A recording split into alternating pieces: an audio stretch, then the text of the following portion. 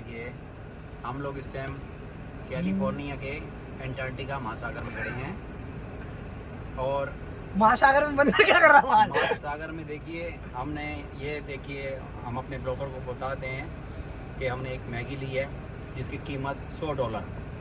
तो इंडिया के हिसाब से इस टाइम हम 45 लाख रुपए की जो है ये मैगी खा रहे हैं, जिसमें अंडे का सूप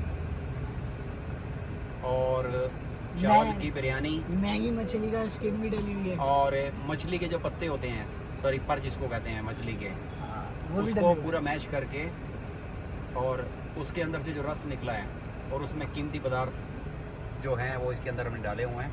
तो इस टाइम इंडिया के हिसाब से इसकी जो कीमत है 45 लाख रुपए है। आप एक बार खाएंगे तो सदाबहार 100 साल तक की गारंटी है, 100 साल आप जीवित रहेंगे। आपके पेट में मैगी रहेगी बाद में नहीं आएगी।